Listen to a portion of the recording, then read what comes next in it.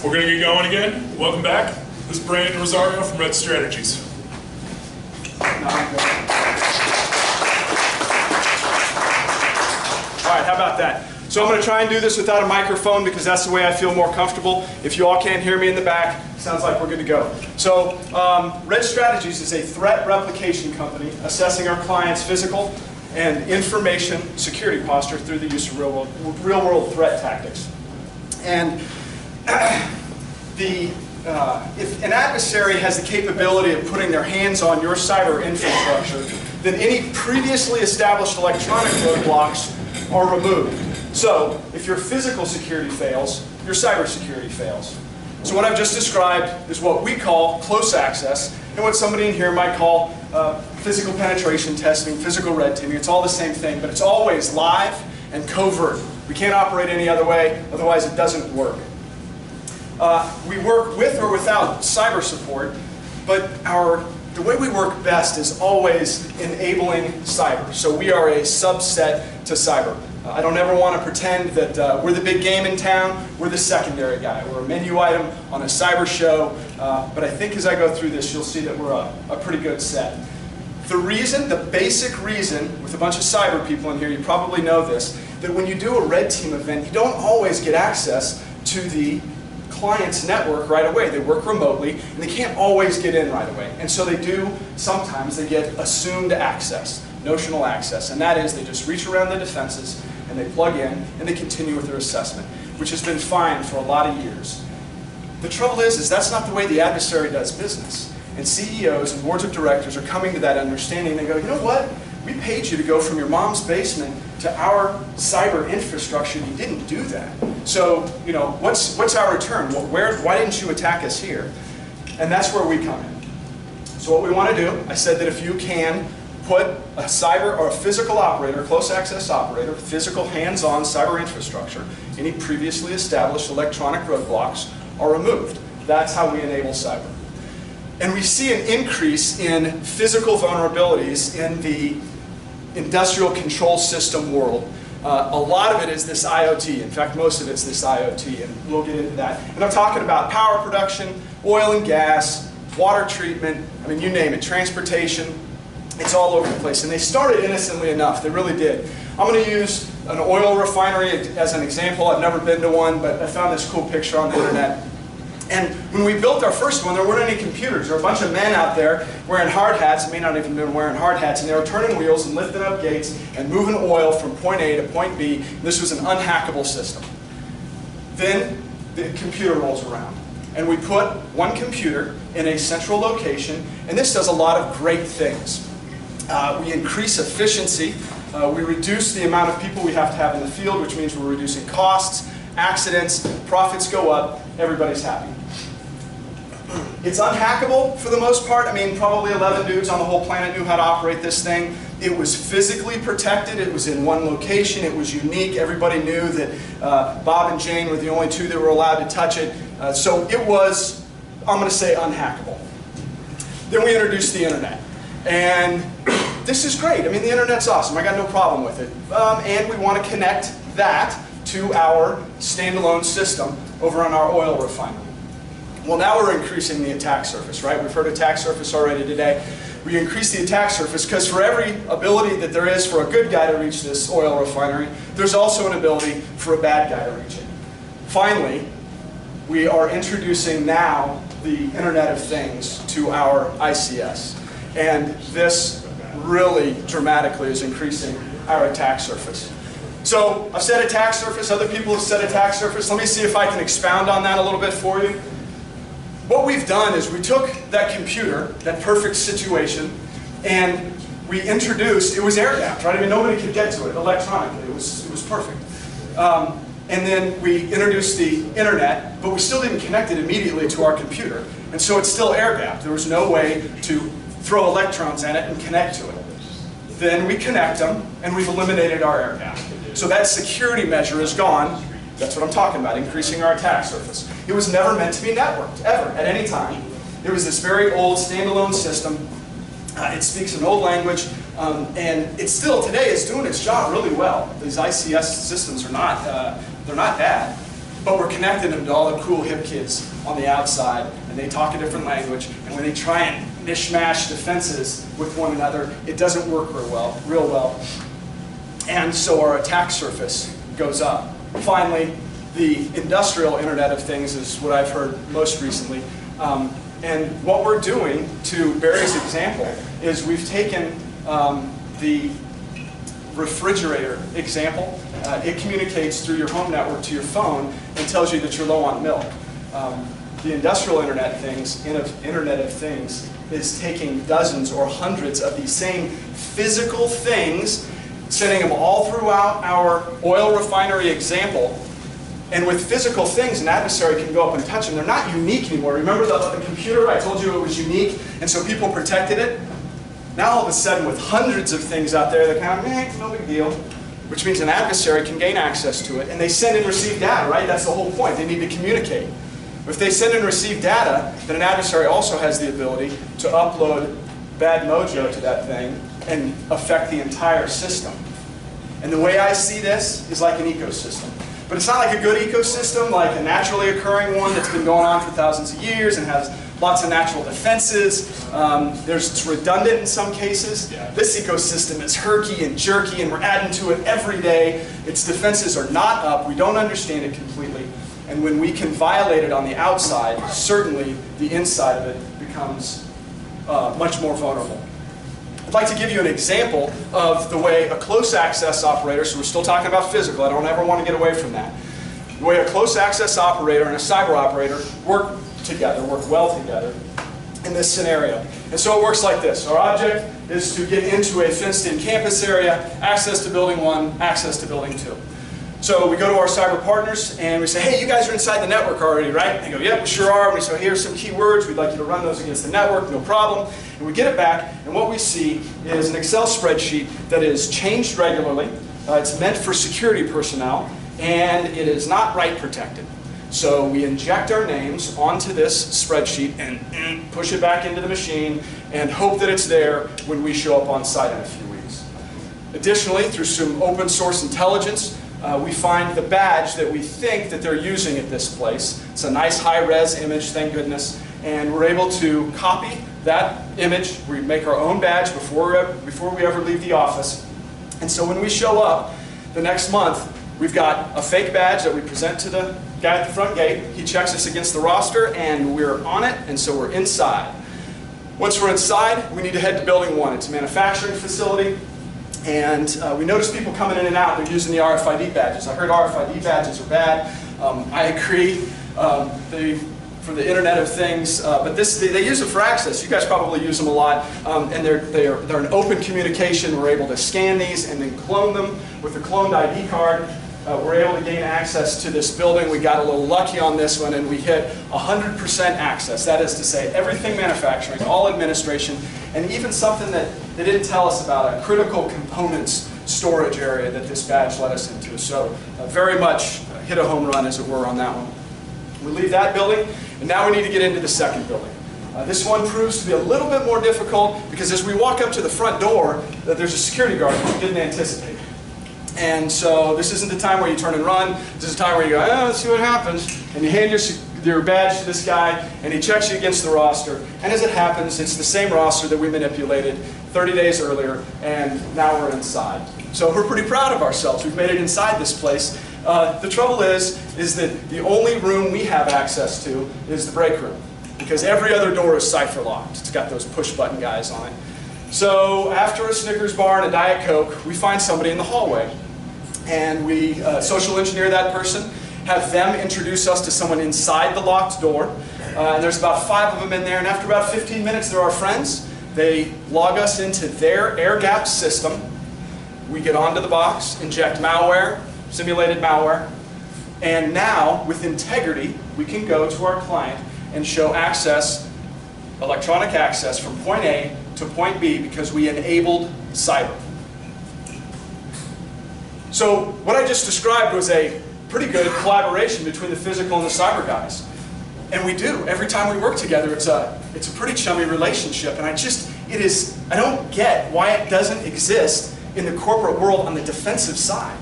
everywhere we go, I see lots of animosity. So if I'm king for a day, this is the way things work. I'm the CEO, and I point to the CISO, and I say, all things information belong to you. And I might have to explain to the CISO two things. Information does not just reside on computer networks. It resides in people's heads, and on whiteboards, and on sticky notes, and in file cabinets. We are not paperless. It does not just reside in networks. The other thing is, without information, we don't have a company. Information is the lifeblood of the company, period, dot. Somebody later will say, you know, Brandon, I really find that people are the lifeblood of the company. And I'm here to tell you they're not. I mean, I get it. I'm a people, and my wife's a people. And we've got 3 beautiful people of our own, and I dig people. But if we run our company into the ground because we're not protecting the chemical makeup of our new paint, or the barbecue sauce, or maybe we're a professional organization, we're not protecting our clients' data, then we don't have a company. If you don't have a company, then what's the use in people? We can't employ them. Information, so that's what I tell my CISO. And then I'd say, you have physical and cyber guys, and you need to go forward and defend one team, one fight, all the time. Information is the key. I'd also like to say to all the CISOs that your storage, your cloud, doesn't exist. Nobody keeps any information in clouds. I won't go into the anatomy of a cloud, but we can't keep data up there. Our information is always kept 100% of the time in physical locations.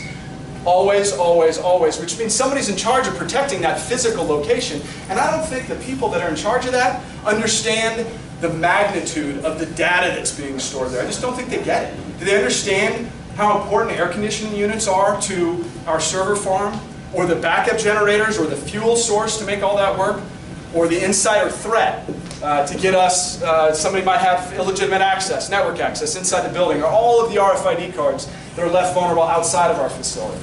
They're worried about parking lot violations and active shooter scenarios. Again, if I'm the CEO, those are important things. I want them dealt with. I just want them dealt with over here. My primary focus has got to be information protection. But don't we do self-assessments? I mean, don't we look at ourselves and go, wow, are we doing a good job? Are we doing a bad job? I mean, what's the gig? Well, yeah, we do self-assessments. And when you go home tonight, I dare you to call your baby ugly. You can't beat yourself up. You are not capable of it.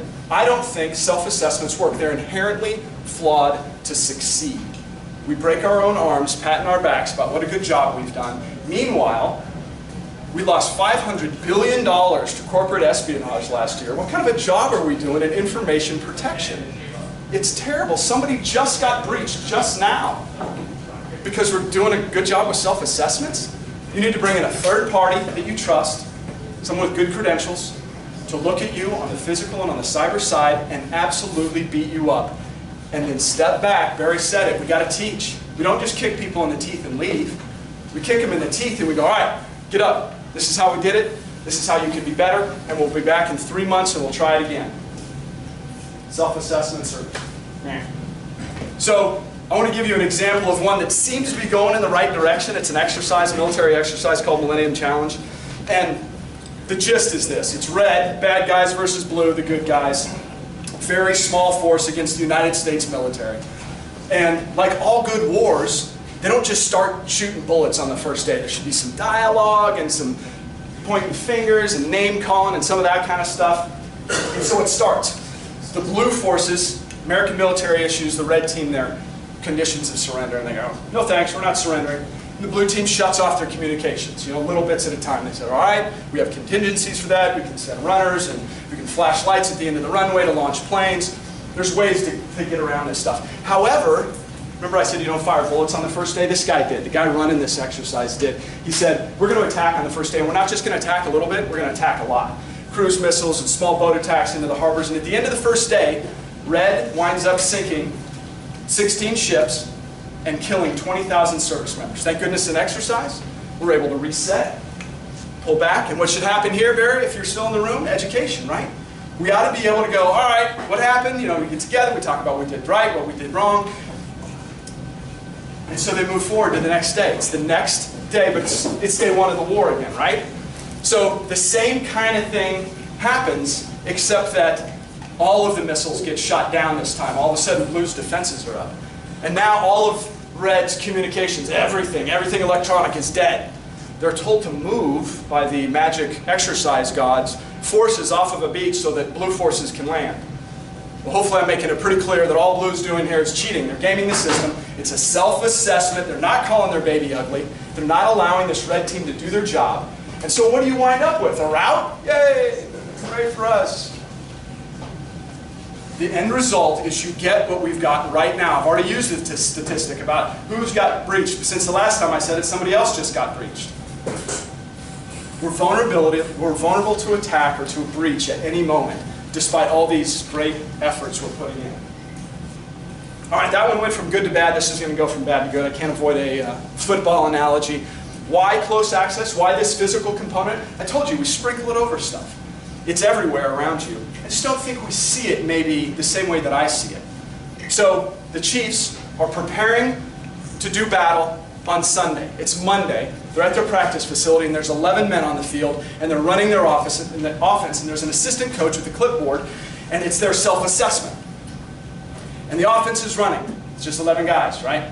And he says, oh, look, the wide receiver made a great route there, and the quarterback and the running back, they did the great sweep there to the left, and the tight end and the offense, or the wide receiver, they're down blocking great. He's making all these check boxes, and he goes up to the head coach, the CEO, and he says, our team is running our offense perfectly, exactly as we've drawn it up.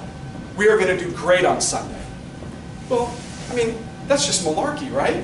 Because we have no idea what the defense is going to look like because they didn't do this, which is, of course, what they really do. The Chiefs have a practice squad, and they emulate the adversary in a real-world environment, and they practice all week long against it, so they are truly as ready as they can be when Sunday rolls around.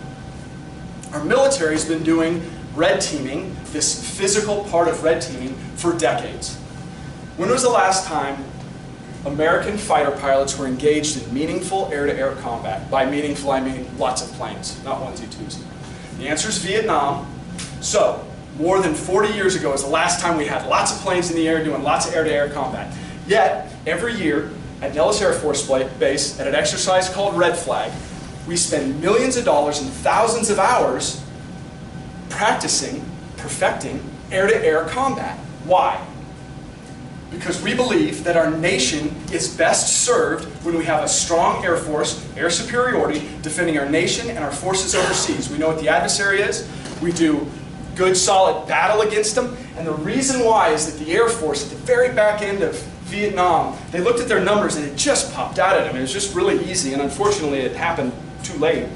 And they saw that if a fighter pilot was able to get 10 combat sorties in, they became dramatically more survivable. And so they get them those sorties in this controlled environment. It's still fighting, it's still flying, it's still dangerous, but we've eliminated live warheads, right? We've eliminated bullets actually flying through the air, but everything else is real. Why don't we employ this very real, this very kind of edge of your seat kind of exercising inside corporate America? We're losing right now. We've got to try something different.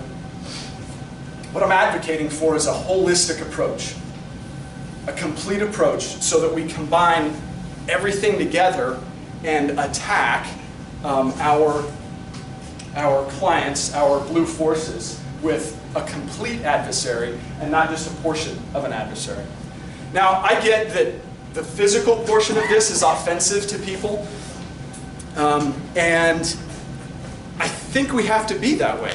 You have to scare somebody. You've got to make it personal. It's offensive to see somebody in your workspace, in your desk drawer, they've got a hold of the magic bean, the secret recipe. They've got a hold of something that's very special to you and your company, or maybe to just you personally, and that makes you go, whoop. And that's a hook. And when you've got a hook, you can do what, Barry, if you're still in the room? Educate. You can educate, because in the end of all of this, what we should be doing on this red side is educating. We shouldn't be kicking people in the teeth and just leaving them. That shouldn't be part of the gig. We got to kick them in the teeth, come up and say, all right, this is what we did, this is how we did it, let's get better. And then we back off and let them heal themselves. We need to configure the human brain the same way that we do with computers. We spend a lot of time and a lot of money configuring computers to make sure that they are running at an optimal defense. Are we spending the right amount of time and effort with the human brain? I don't think that we are. All right, so these are my takeaways. This is going to be my last slide. These are all free, and take pictures or write them down. I think you'll find that they're not very complicated. And please, Chris said it downstairs, don't think that you need to spend money to get better at security. You just don't. And here's some proof positive. Security as a whole is a mindset. And we do that by training and showing people where they're vulnerable. Security as a whole is a mindset. And we can take away, I really believe this, I think that security devices of all types, physical and electronic, they're like a weight or blankets. Maybe they're like blankets over the top of us, and we're suffocating by them because they're protecting us. We don't have to do anything. We never have to look up above the blanket because it's all taken care of. And it's just crap. That is not the case. We're still getting breached. $500 billion last year. Somebody just got breached again, just now. So the blankets aren't working. So what I'm saying is get our heads up, put it on a swivel, figuratively and literally, and I think we can get rid of a lot of the extraneous crap that comes with it. One team, one fight, Charlie's Angels. Security or information is the key to everything for a company. We've all got to be focused in the same area. You can't beat yourself up. Find yourself a reputable third party to come in and beat you up for you. This is the way you get a real test. People are unsuspecting. That's the whole point. The employees don't know what's going on. It's in a live environment, and a great, great way to get a real understanding about what your situation is. Finally, and absolutely the biggest one, do not forsake your security for convenience. Every place we've ever been into, and we've looked at their policies and procedures, they're pretty good. If they're followed, their policies and procedures are pretty dang good. But this is the problem. If somebody thinks that they're a little big for their britches, I don't think that I want to follow that policy today, that procedure. So it's a boss somewhere. And the person below them says, well, if she's not going to do it, then I'm not going to do it. And down, and down, and down, until what you've got is a group of apathetic folks regarding security, and then an adversary is able to just walk in the front door and get their hands on cyber infrastructure. Remember what I said? With hands-on cyber infrastructure, any previously established electronic roadblocks are removed. Because if your physical security fails, your cyber security fails. I'm Brandon Rozario. I'm the president and founder of Red Strategies. And that's my presentation. I appreciate your time.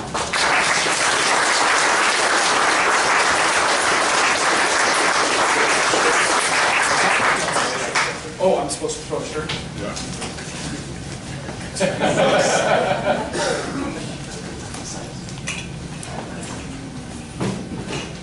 All right, everybody thank Brandon for a really good talk there.